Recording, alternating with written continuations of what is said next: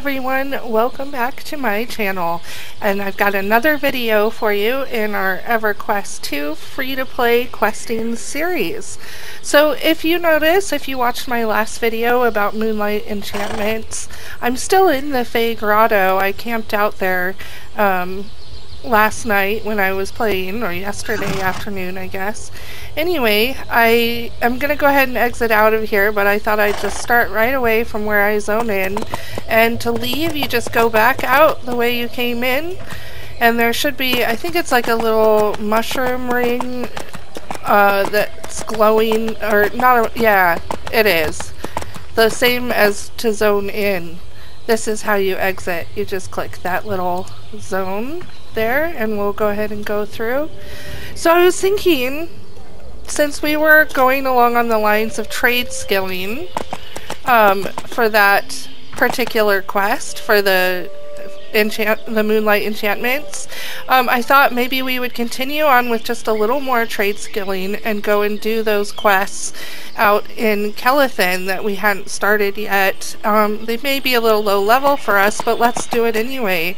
So we are going to go to Kelethin, and if you're confused about which way to go, you can look at the little sign here, and the sapling spur outpost is to the left. Whoops! I twitch sometimes, sorry guys. We're going to go to the sapling spur outpost, and then on to Kelethin from there. I'll speed it up. Alright, we are back at the acorn, and oh, sorry, my unicorn, that wasn't the best view of you. Oh, we just missed it. We just missed our ride. It's a pretty cool little town, like, just creatively. I really love the way that they made it, this tree city, and it's in these big, beautiful trees and all of these cool glowy mushrooms. And, you know, I like to have my particle effects really turned up, and it's a little bit much in this zone. So, like, let's just take a look here. If we turn off my torch, you can see it's totally different. But still lots of glowing, so we don't need the torch at the moment. So we'll just enjoy the view as we go out. You can see there's lots of area to explore. It doesn't look like there are mobs here, but there are all throughout the area, and it's actually quite a huge zone. You can't really see from up here as well. So you can see like orcs running around down there. Crushed Bone Scout. This is an orc city up here. I better get off before I go back down.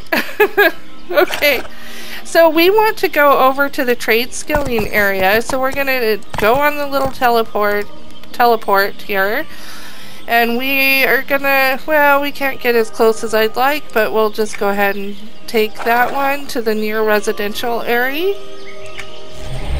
And it'll do like a quick zone from one part of the town to the other. So here we are. This is, sorry, twitching again. This is the world globe for your travel system, and it's really exciting once you level up some more and you can really explore a lot of places.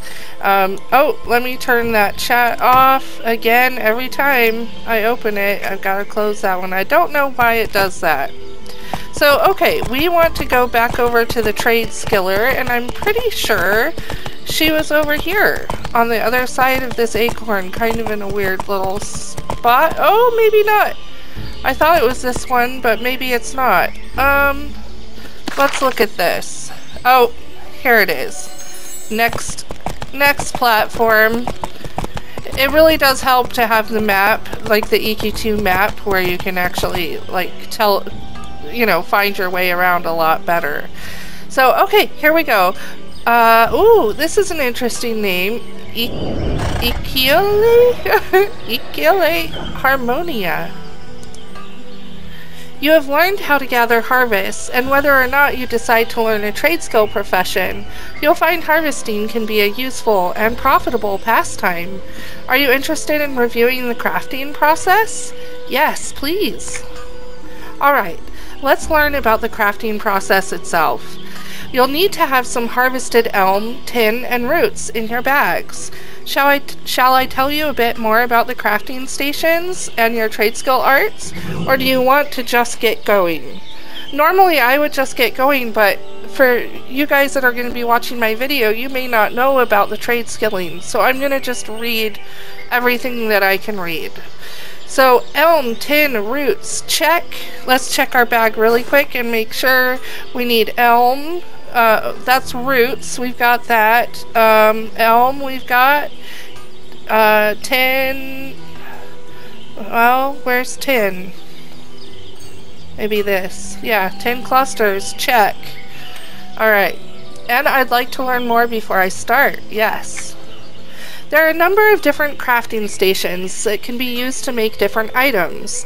For example, you would use a forge to make metal armor, and a chemistry table to make potions. The other crafting stations are the sewing table, the woodworking table, the sage's engraved desk, the stove and keg, and the jeweler's workbench. And what skills will I need? Each of the 9 trade skill professions has its own 6 trade skill arts, and there are also a couple of special arts that are used for recipes, not related directly to one trade skill specialty. The appropriate arts will appear as buttons at the bottom of a crafting window when you start to make an item. So I need to use these trade skill arts while crafting? That's right. If you mouse over or examine the arts in your book, you should see what each of them do. 3 will add progress, and 3 will add durability. When you're crafting, you will want to be sure you know which ones add progress and which ones add durability. If you're having trouble maintaining durability, use all your durability arts all the time. Or to speed up progress, use the progress arts non-stop. So what happens next? The first step in crafting anything is the recipe. The recipe you select determines what you will create. Open your recipe book from the main menu or press in to see yours. So that's our recipe window so far. If you're new to crafting, it will be empty, but as you gain more recipes, they will be listed here, and you can use the search box at the top of this window to easily find recipe names. You can also create custom filters using the edit button. This way you can look through the level of recipe, what level item it makes, and what techniques. Yeah, that'll all make more sense later. Don't worry about that. But in is your recipe book. Whoops. You don't want to be in the search filter when you click in, but that's how you toggle it open and closed. So, okay. And then once I find the recipe I want to make, what then? In this window, you would select the name of the recipe you wish to use and click Create. So you would click this, but you have to be near the kettle to start this recipe. So it says that here. You will need to be near a crafting station of the appropriate type. If you click on the crafting station directly, your recipe book will automatically filter to show you only the recipes you can make on that station. Once you click Create, you will move to the resource window, which shows you the list of ingredients that recipe requires. If you have all those, you click Begin and crafting starts. I think I'm ready to give it a try.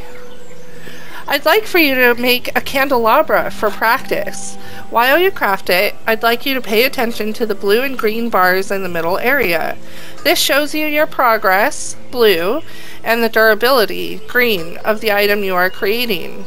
The goal is to increase your progress without losing too much durability. To create the item, you need to fill all 4 blue progress bars. If you lose at least 1 full bar of durability, you will not be able to do this unless you can regain that durability again. It is safest to keep your durability near maximum, just in case of unexpected critical failures. How do I stop losing durability then? That's where the reaction arts I mentioned come in. You can use those to add progress, blue, or durability, green. Mouse click these or press 1 through 6 on your keyboard. You can use these skills proactively throughout crafting to influence the outcome. For example, use skills that add durability if your durability is dropping. Every 4 seconds, a crafting round completes, and you will see numbers indicating your overall progress and durability loss or gain for that round above the crafting station.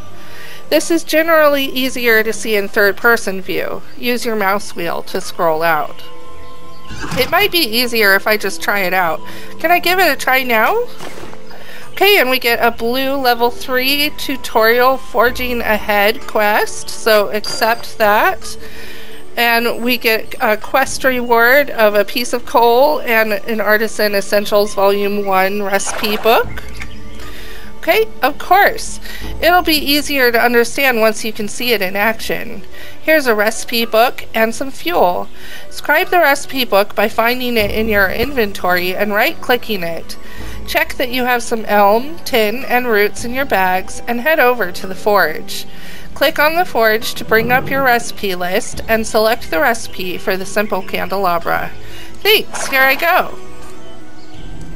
Alright, so I need to, let's see, open my bag. We're going to open our bags first, which are very full, by the way. And we are going to right-click over that book that we just got, Artisan Essentials Volume 1, and scribe. And now they just put all of these recipes, tons and tons of recipes, into our book. So, let me do that and be too close. So now we need to make that candelabra. I hear the forge, and I think it's inside here. So let's look in here and see. Not in here. Maybe. I hear a forge. Maybe it's upstairs. Yes, here we go. Weapon Craftsman. So you just need to go up and stand next to the crafting station. Oh, why don't I show you what all the stations are? This is another forge here. This is the sewing table. And tailors use this. Mostly carpenters or weapons smiths make things on the forge. This is a stove and keg for cooking, and you make food and drink. Since we're here, let's just go ahead and step right up and start making this simple candelabra, and we can see it right here, pristine simple candelabra. We're going to click on that and then create, and we have all of the components that we need, and so we're going to click begin. And so these first 3 adjust your durability and progress to some extent, success chance. So we need more. Whoops, I was not on the right key. We need more durability, so let's go ahead and focus on doing those first durability spells and try and get that up, and the progress will come. So as you level up in your trade skilling, you get a lot faster and you don't lose progress so much. So I'm really focusing on making sure that I get this durability up, because it's kind of scaring me. If it gets past this, you fail and you can't make the item. And I like being successful, I guess. Alright, we created it. So now we should return to the tutor with our candelabra. Right out the door here. Okay. Hello. Hey, we leveled up again to level 6. Alright. Moving on to the next lesson. You should be aware that there are some hazards associated with crafting. Why, back in the old days, it wasn't unusual to see piles of injured bodies beside the forge. We've managed to build slightly less dangerous forges since then, but no matter what craft you choose, there are still dangers to counter. Like what? During the crafting process, you will sometimes see a warning icon appear in the area below the 4 progress bars. The warning icon will match one of your reaction art icons and will have a name indicating the type of danger. The crafter can correct these problems by ensuring the next reaction art they use matches the icon of the warning. Successfully doing so will avoid bad things occurring, such as a loss of progress or durability or even injury to the crafter, and may also result in unusually good things happening, such as progress or durability gain, a skill bonus, or even the discovery of a rare harvest. I didn't see any of that while making the candelabra. So then we'll get Artisan Essentials Volume 3 for this one. And right now we get 2 to craft things, I guess, but no, that was a particularly easy recipe. In most other cases, though, you have the chance of these warnings appearing. They're random, but will always occur at the beginning of a new crafting round. You have until the end of that 4-second round to counter the event. I'd like you to go to the jeweler's workbench now and create a lead bracelet. You'll find the recipe in this book. Take care this time to watch out for warnings and counter them correctly. And don't forget, you can also use your arts to help out even when there's no warning showing. I'll do my best. Alright, so we need to scribe that recipe again. So we're going to right click and scribe. And we have a bunch of new recipes now. Look at all of these. You get all kinds of recipes. So we're going to go ahead and go back in. We need a jeweler's workbench. Let's see. I think... Is that what this is? Or is this an engraved... Whoa. Whoa. Sorry. I went in it. Workbench. I think this is the right one. A lead bracelet. So we're going to use the search feature and type lead. And enter, and there's a fashioned lead bracelet.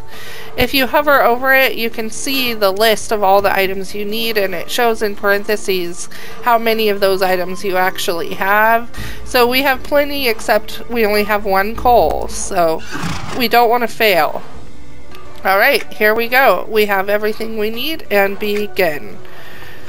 I'll probably focus a lot on durability and catching any critical fails. So far, my durability is fine. So maybe I will sneak a little... Oh no! I made a mistake! I hope I'll be okay. I'll be okay. That was close. I almost did it again.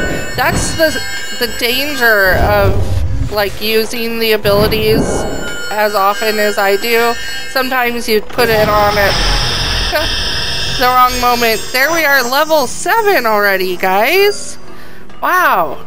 Wow. I love that. Okay, so let's return to the tutor with our bracelet. Whoa. Hello. Now we're level 8. Alright. We did great there. Well done. I hope you avoided any serious injuries. So now you know the basics of crafting, and I hope you understand how to obtain the best quality results while avoiding injury. Now, would you like to try a few more recipes to learn about the 9 types of trade skill you can specialize in? We're going to say not right now. We'll come back to that later. But I think what I really want to do is show you some things you can do with those recipes that we just got. So, I am wanting to kind of customize my appearance. And I'm pretty sure I just got the recipes that I need to make myself some appearance armor. So I'm going to open my recipe, and I know one is like a rawhide tunic or something I really like the appearance of. Oh, we didn't get the recipe for the tunic yet. We've only got the boots, the bracers, those boots, and gloves. Well, darn it. Let me look at tunic and see, did we get any tunics? Maybe not yet. Do I have more? Oh, I have more recipes to scribe. Let's check and see if maybe it was in there. So let's try again. Rawhide. Still no tunic. Well, I guess I got ahead of myself, guys. I wanted the pants and the tunic. You know what? This is a moment that I'm going to check out EQ2 Wiki really quick. So I'm going to cut this part out and I'll be right back, guys.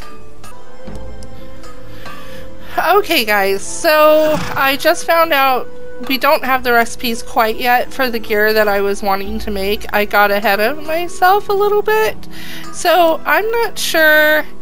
Somewhere around here there should be the right kind of merchant to buy books from, Tradeskilling books from, I thought. That's not what we're wanting. Let's look at this merchant and see. Do they have... No, this is a status merchant, so they do not have the recipes and things. We'll learn about that later on. Let me just take a peek out here really quick. Who is this other person? Crafting trainer. Oh, I don't think we go to them until... Oh, hey, here they are. Here they are. So, let's just buy one of everything. It says we don't have those scribed yet, so we might be able to get the recipes here, guys, for what we need. Oh, my bags are full. Let me scribe the ones that I have here. So we're just going to right click and scribe all of those and get the rest of what we can get. It turns gray if you've scribed it, so it's super handy. You can just look and see what you can get. So my inventory is probably going to get full again here. I need to sell stuff or make things now that we have all these recipes. Let's see, 6, 7, and 8. Handbook of Tuner's pages. Oh, that's just a house item. We'll get that later, since our bags are so full. Alright, so now we should be able to open our window and look for rawhide.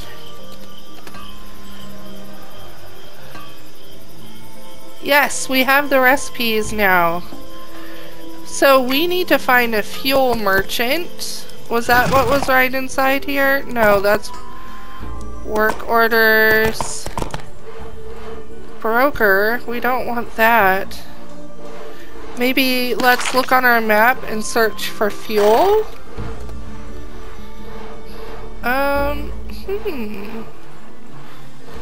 guess maybe each individual merchant sells the fuels. Let's see who's up here by the sewing table, because I think that's what we need. Armor Craftsman, do they have filament? Basic filament I think we want. Alright, let's look at our recipe. So I want to make, is it the rawhide or the woven? I think I want to go with the rawhide. So we need a basic filament. So we only need one. There's astral basic filament. Buy one. And we'll go back for what we need for the next recipe. Alright, so we're going to open the sewing table.